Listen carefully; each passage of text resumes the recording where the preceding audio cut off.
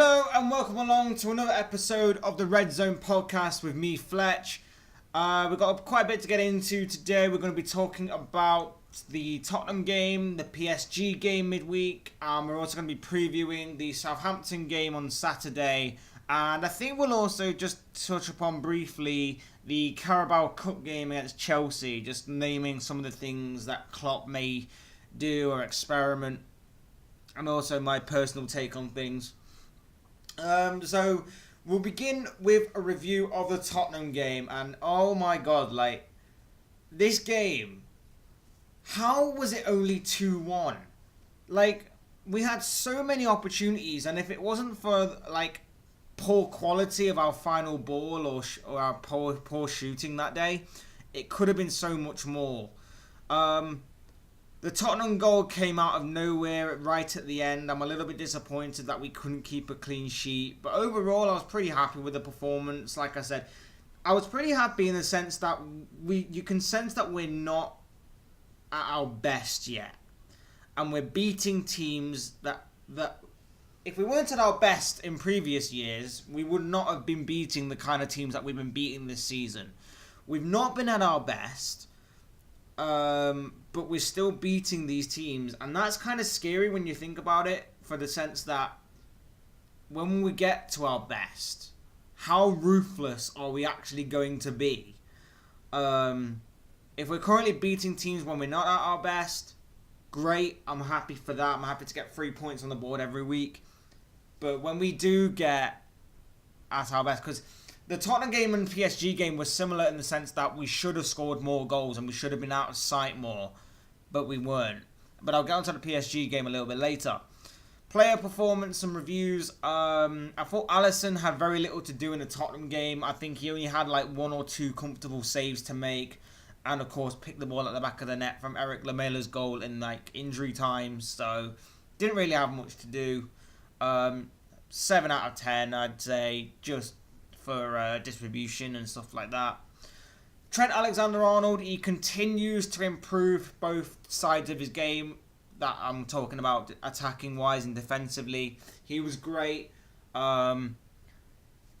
He was great in that game. I give him a 7 out of 10. I think his final ball could have been a little bit better in the game, but let that slide. Virgil van Dijk put in a strong and dominating performance. He kept Kane quiet throughout the majority of the game. Kane's confidence has gone really, really low down. It's a bit like Salah right now, but I'll get into Salah later on. As for his defensive partner, Joe Gomez, that partnership's still going strong. He put in a pretty good game alongside him. Although he did make a couple of mistakes that Virgil van Dijk helped him recover from. But other than that, they were only minor mistakes. For a youngster, it's fine. And I thought he did pretty well as well. I'll give Virgil an 8, and I'll give Gomez a 7. Robertson was a constant threat down the left-hand side, and his defensive work is still great to see. 2 fullbacks that are great going forward and great defensively. They're smart defensively, and I love to see it. And these two are great. I love them both. And I'll give Robertson a 7 out of 10.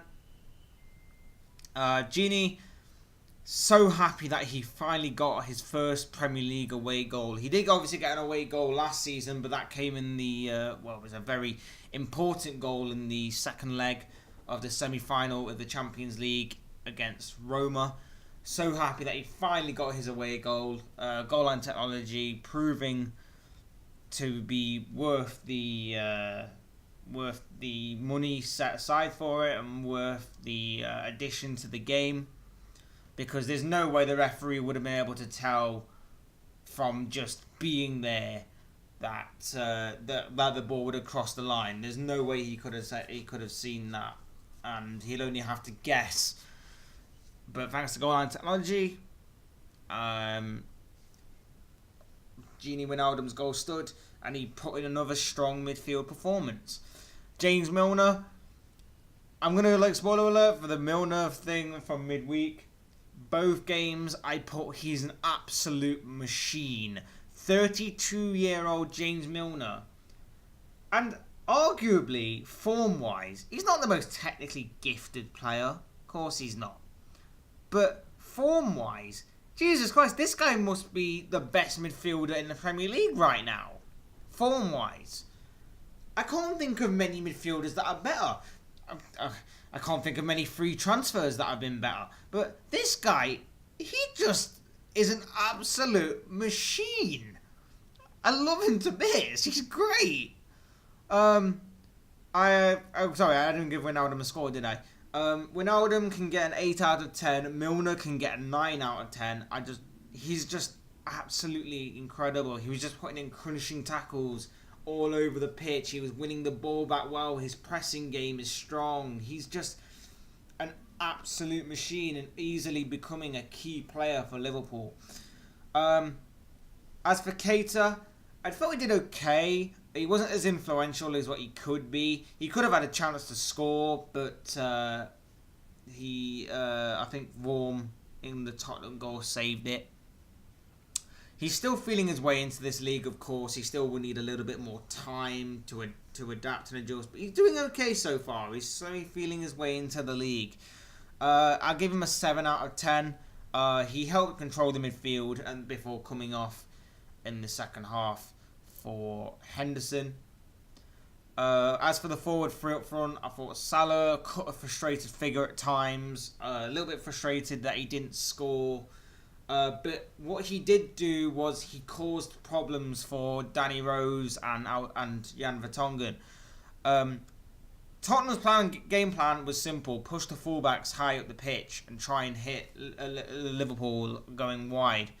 But the problem is that they couldn't get the ball really to Trippier and Rose, and Mane also was like Salah in that he caused the other two, Trippier and Alderweireld, problems as well, in the sense that once Tottenham lost the ball, Liverpool were just giving it to Salah and Mane, and they were finding pockets of space that were being left by the two adventurous fullbacks, and causing them real problems. And it kind of, if they had had a better end product, as in a better shot at goal or a better key ball through to like Firmino or to each other, we could have got more goals by doing that kind of attacking route. So it was a little bit unfortunate in that respect, but they were causing problems all day. I give both a 7 out of 10. And Firmino, right place at the right time to get his goal, and there's definite signs that his best form is returning, and it was just very unfortunate that the injury in the end just stopped him from playing the remainder of the game, as I felt Tottenham grew a little bit more into the game once he came off, but there was no real attacking threat from them overall to suggest that they were going to get into the game. Even when Tottenham scored the late goal, I wasn't really sat there going, we're going to lose this, aren't we? We're going to lose, not lose it necessarily, but we're going to lose the win here. We're going to drop points. There was nothing to suggest that would be the case, and Lamela's goal was just nothing but out the blue. Like I said, the scoreline didn't tell the full story. Liverpool never really got out of second gear, which is scary going forward for other teams. Spurs' goal came out of nowhere, which is a little bit of concern, because I'll go on to how PSG got their 2 goals later. And of course, the disallowed goal was a bit controversial. Within the opening minute of the game, James Milner or Roberto Firmino, I'm not sure if it was Firmino's goal. I look at it more and more and I can't quite tell if he got a touch or not. But one of them two's goals got ruled out for offside because Mane interfered and Mane was in an offside position. It's a little bit controversial because many people were saying that, the referee was right to not give it. Other people were saying that Mane's interference is irrelevant because he never actually made contact with the ball and that the goal should have stood. Again, this is a rule that I've called upon time and time again over recent years to be reviewed and be rewritten, because everyone says like, oh, guys, goals don't know the offside rule. But guys don't either, because let's face it, we know the general sort of obvious offside rule. But this is a rule that is so controversial because there's no genuine or definitive guideline here. Like, we still debate offside goals and offside things like this week in, week out. And this is a rule that I keep on saying needs to be rewritten. The FA or FIFA need to rewrite this rule because it's still going on. This is still annoying me. And it makes it even worse that a few days later, following this this goal that was ruled out, a few days later, Thomas Meunier's goal in the PSG game against Liverpool, that came out the blue again, Cavani, in the build-up to the goal, is in an offside position. But it's given as a goal, whereas Milner's or Firmino's wasn't. So it's a little bit frustrating in that respect. And like I say, I just really wish that they would look at this rule and they would just sort it out, because it's just getting beyond the joke that there's so many goals like this and the inconsistency levels are there for all to see. Other than that, great performance by Liverpool. 2-1. We got the 3 points. We move on. Liverpool versus PSG. 3-2 to Liverpool. Sturridge, Milner, and a last-minute goal from Firmino got the win for Liverpool, whereas Thomas Meunier and Kylian Mbappe got the goals for PSG.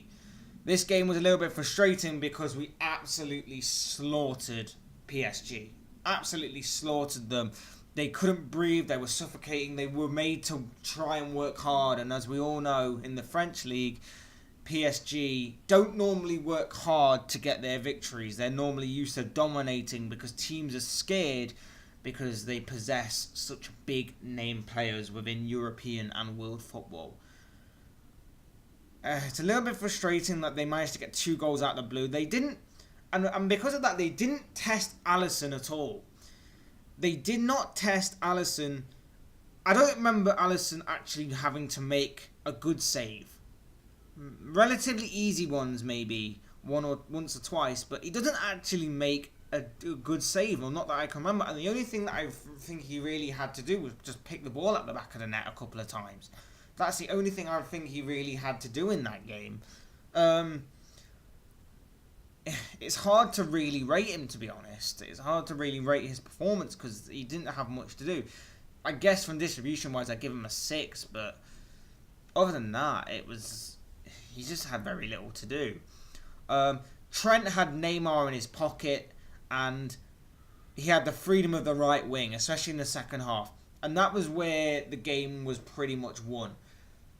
Klopp knew Neymar doesn't track back. He knew that he was unwilling to track back. And that's why, as long as Trent was willing to track back when he needed to, like, he could go as far forward as he wanted, Trent. Robertson on the other side was pretty much the same. He didn't have as much freedom as what Trent did. But Trent Alexander-Arnold just continued to bomb down that right-hand side. And especially in the second half, he was just giving the freedom because Neymar was virtually out the game completely. Trent had him in his back pocket completely, and he wasn't willing to track back. So Trent had, attacking wise, he was better, and defensive wise, he was better as well. Give Trent a 8 out of 10. Virgil van Dijk, he kept Cavani quiet. He made a couple of good blocks, one very important block late on. And his long-range passing to Trent in particular, second half, was sublime. He just kept on picking the ball up on the halfway line, looked over to the right to see Trent free, and just pinged the lovely ball into his feet. It was brilliant distribution from the big centre-back. And Gomez as well, he played very well alongside Virgil van Dijk. Partnership continues. Didn't really have much defensive work to do. Kept the ball simple. It was great to see. Both, I would say Virgil gets an 8. Gomez gets a 7. Andrew Robertson, pinpoint cross for Daniel Sturridge's goal. It was an absolute sublime cross, and it was a constant threat down the left-hand side. His energy is great. He tracked back well when he needed to. Kept Cavani and Mbappe pretty much quiet throughout the majority of the game, barring Mbappe's goal. Another great performance from him, 8 out of 10. Gini Wijnaldum, a controlled performance in the midfield, continues to impress in his new role. Him alongside Henderson and Milner were probably the right... I mean, I've always said in the past that Henderson and Milner, for me, don't necessarily combine well, as they're two very similar players. But in a game where hard work was going to be the victor here, because PSG don't really work hard as a unit, as a team, I would have said that maybe for this one game, the hard work of both Henderson, Milner and Gini Wijnaldum would have worked, and it did. It was a controlled performance by all three. They controlled the midfield. Milner, again, an absolute machine in midfield and winning the ball back and pressing. Henderson, proper captain's performance when needed, proved a lot of haters wrong, I should say. And Wijnaldum, controlled performance. Each one gets 8 out of 10, with Milner possibly getting a 9, not just for the penalty he scored, but for just another great performance in how to win back the ball in midfield, start counter-attacks quickly, and his defensive work at times was good as well. As for Mohamed Salah, it was another frustrating night for him. He was unlucky not to have his goal stand. Sturridge's 50-50 challenge with the goalkeeper. In that situation, the goalkeeper's going to get the benefit of the doubt. He's going to get a little bit rub of the green. And so Salah's goal was very unlucky. I have to question, though, and I will get onto this a little bit later, should he be dropped on Saturday? And I'll go into that in more detail later in the podcast. Sturridge, from the second that he was named on the team sheet, because there was a little bit of will Firmino start following his injury on Saturday, or will he not? From the moment he was named on the team sheet, I knew he was going to score. And I knew he was going to score that much that I put a bet on him to score, and he didn't let me down. He did not let me down, and I'm so happy for him that he's got his goal back and he looks in great shape. It was a great performance, and it's good to see him back in a Liverpool shirt and playing in Champions League football, playing in the same kind of form that he showed several years ago. And now he'll be pushing Firmino for a place, and it will make Bobby play better, and I'm really looking forward to seeing how Sturridge fares going forward. Mane had a slightly under the radar performance. He wasn't like totally at his best, but his work rate was quality, and the little bit of trickery. Oh, I didn't even rate them, did I? Sorry, Salah gets a 6 out of 10 for me, and Sturridge gets an 8. Mane's performance went slightly under the radar. Work rate was great. The little bit of trickery that he showed to beat Neymar and send him back to Paris in the first half, was great to watch. He just lacked a little bit of quality in his end product, but apart from that, pretty good performance. I'd say 7 out of 10. And for Bobby Firmino, who scored the winning goal, it doesn't matter. 2 eyes, no eyes, or 1 eye. The guy is sheer quality. Simple as that. He's just absolutely amazing, and it's great to see him get back to his best.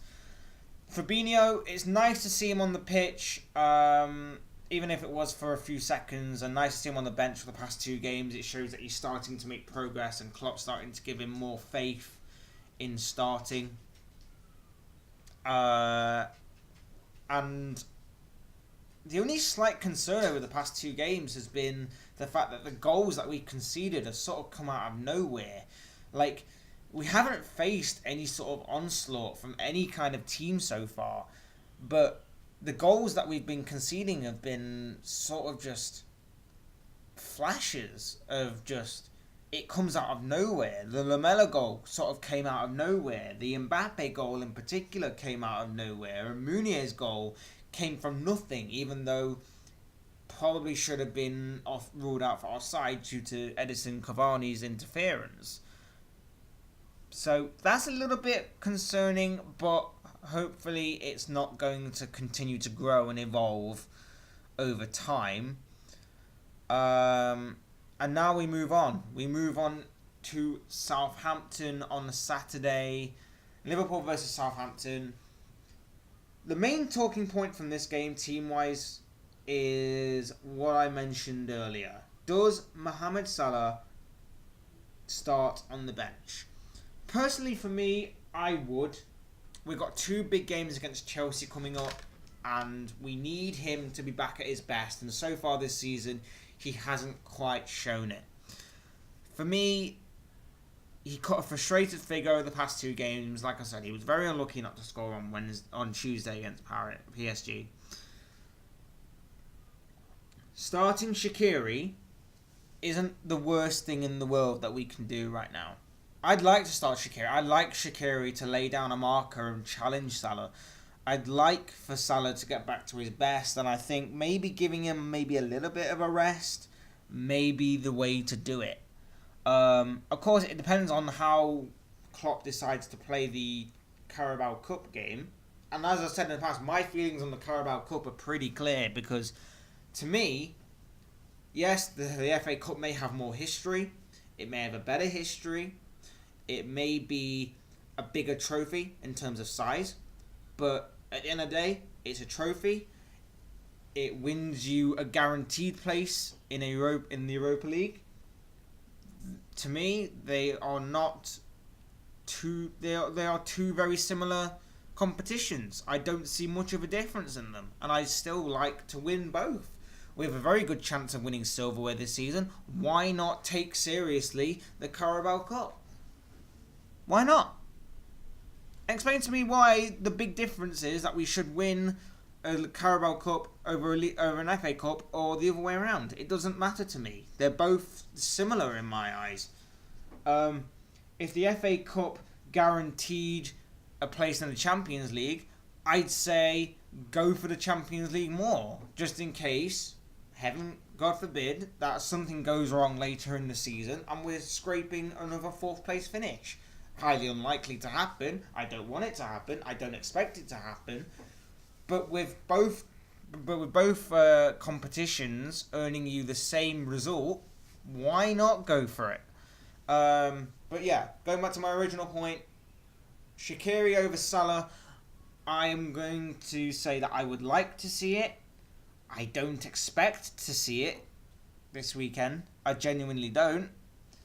I expect that Klopp will remain faithful towards Salah and he'll give him a chance to get his goal. A goal that he desperately needs, a goal that may eventually calm him down a little bit and make him enjoy his football again. I'm hoping that's going to be the case. I want him to be back amongst the goals. But at the same time, I wouldn't be angry to see Shaqiri start over him. And I'd like that, in fact. I'd like for Shaqiri to start. As for the rest of the team news, I expect Alisson in goal, of course, Trent on the right, Robertson left, Gomez and Van Dijk to continue their partnership in the centre. I wouldn't expect that to change, especially with the Carabao Cup. I'd expect some rotation for the Carabao Cup, even though I said that I wouldn't mind going for the competition a little bit more seriously this year. Midfield, Wijnaldum, Milner, Keita. I think Fabinho will be on the bench again. So I'm expecting that midfield to happen. And up front, if Firmino's injury is still a little bit playing up, I'd expect Sturridge to start. But I think with the Carabao Cup game, I think Firmino will start with Mane left and, like I say, either Shaqiri or Salah. This forward three is more likely to break up for this game than in any other game. But I would expect if Shaqiri doesn't start, he'll definitely start on Wednesday against Chelsea. Definitely. So look forward to that.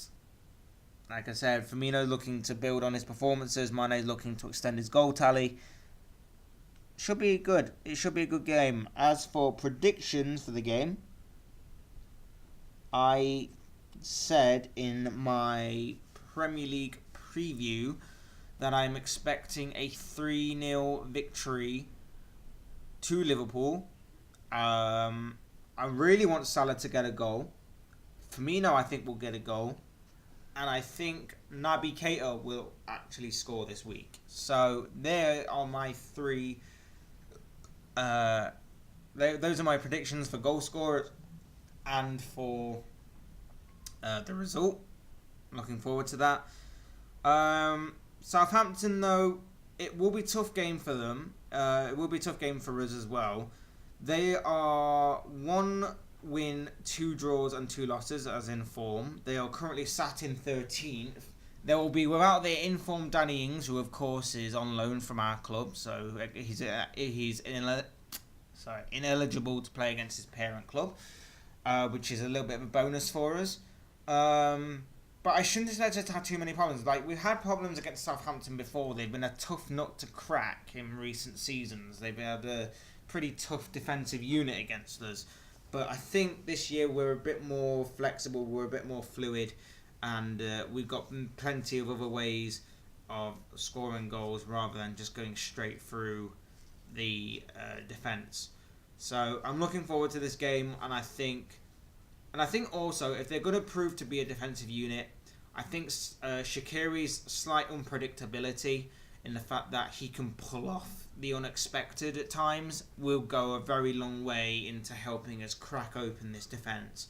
One goal, they will come out and try and equalise, and we can just hit them on the counter, or we can hit them by playing the ball around them as they start to get drawn out of position. That's why I think we should start with Shaqiri. Otherwise, then we move on to the Chelsea game midweek against in the Carabao Cup. Sorry. Like I said, I expect Shaqiri to start. I expect Fabinho to start midweek. Maybe Mignolet in goal as well. Although I have heard that if Alisson is fit to play, Alisson will play. It doesn't matter about rotation. So it'll be interesting to see on the goalkeeping situation. Klein comes back into the squad probably along with Moreno. You might see Matip injected into the centre back position for either Van Dijk or Gomez. Midfield, like I say, Fabinho comes in probably. Henderson will start. Keita may keep his place just to sort of get some minutes and time under his belt in a new league, new competition kind of thing. Shaqiri to start. Sturridge up front. Mane could keep his place, but also you could play Firmino out wide in this game. Salah could even keep his place and have a bit of rotation in the forward three. It'd be interesting to see how that one plays out. But yeah, there's a lot of things they could do, and like I say, I wouldn't be too surprised if we actually be serious challengers this season for the Carabao Cup. That's it, guys, for this episode of the Red Zone Podcast. If you have any comments on any of the things I've talked about, whether it be the ratings for players, whether it be the games themselves, or whether it be the previews that I talked about, team news, that kind of thing, I'd love to hear your comments in the section below. Otherwise, if you like the podcast, hit that thumbs up on the way out. Subscribe if you're new or want to see more content like this on my channel, whether it's the other episodes. They're a few weeks old now, but going back over old news can be an interesting thing, I guess. Or any of the other content on my channel I'm uploading, or trying to upload daily. It's at least every other 2 or 3 days now. I'm at least trying to get back onto the grind of this. But yeah, your subscription will be greatly appreciated. I would love for you to do so. Otherwise, thanks for listening. I've been Fletch. This has been Fletch doing a Red Zone podcast. And we'll see you and talk to you all in another episode.